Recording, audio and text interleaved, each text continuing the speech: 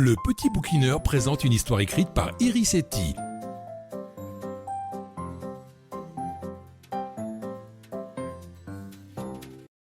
La brocante enchantée, partie 2.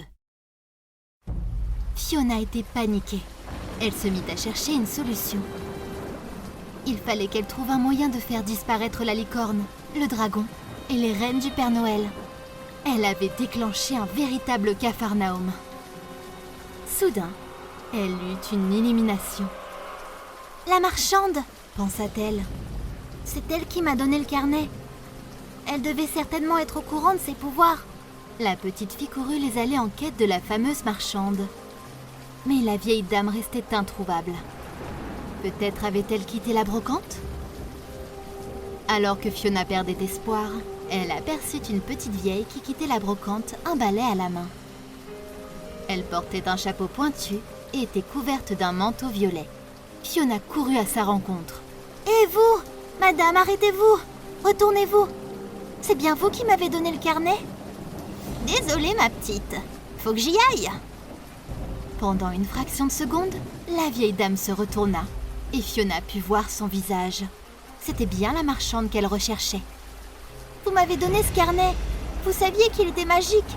Vous devez certainement savoir comment tout remettre dans l'ordre. Je t'avais bien dit de faire attention et de lire ce qu'il y avait écrit à la première page, » dit la vieille d'une voix chevrotante. « Tu n'as pas respecté tes engagements. Je ne peux rien faire pour toi, petite. » La marchande se cacha derrière un tronc d'arbre, se mit à califourchon sur son balai, prit une grande inspiration quand Fiona cria. « En fait, vous êtes une sorcière et vous vous apprêtez à fuir sur votre balai.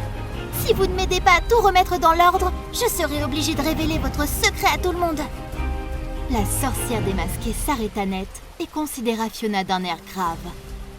Elle n'avait pas d'autre choix que lui donner un coup de main. Elle ronchonna avant de dire « Tonnerre de Brest, vous les enfants, vous ne respectez jamais les instructions. Cette fois-ci, tu as tout intérêt à faire ce que je dis, si tu ne veux pas aggraver la situation. À l'orée de la forêt, il y a un flamboyant. Il s'agit d'un arbre aux fleurs rouges. Creuse un trou devant ce flamboyant. Tu y trouveras un coffre dans lequel il y a un autre carnet. Ce carnet est un carnet de souhaits. Tu ne pourras écrire que de souhaits à l'intérieur de ce carnet. Alors réfléchis bien. » « Mais je n'ai pas de pelle. Il m'en faut une pour creuser. » La sorcière claqua du doigt en marmonnant quelque chose d'incompréhensible. Puis une pelle apparut au sol. « Tu as tout ce qu'il te faut. Maintenant, oust, hors de ma vue !» Et elle s'envola avec son balai sous la pluie battante, cap sur le nord. « Pas très sympa la sorcière !» pensa Fiona. La petite fille ramassa la pelle et se précipita près du flamboyant.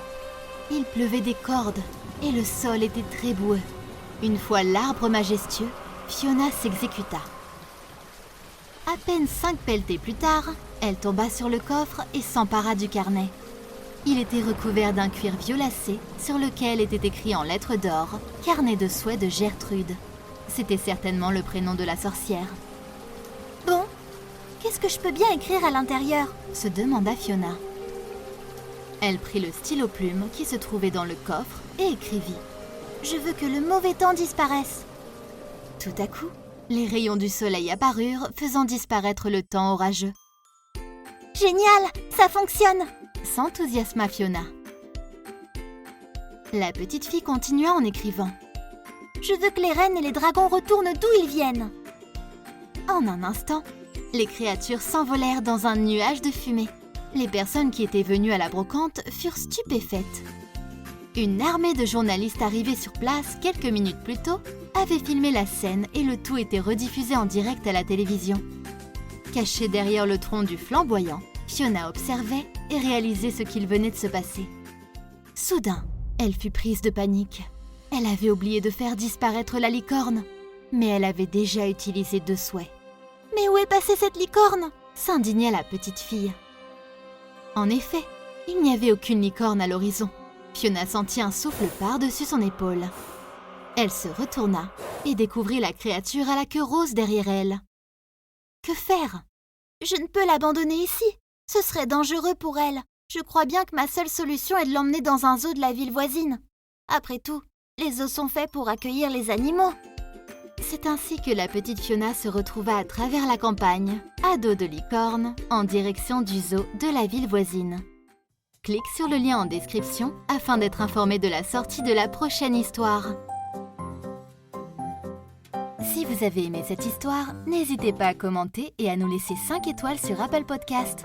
Chaque mercredi après-midi, une nouvelle histoire sera mise en ligne. Soyez au rendez-vous! Le Petit Bouquineur, le podcast qui raconte des histoires aux enfants et même aux plus grands. À bientôt.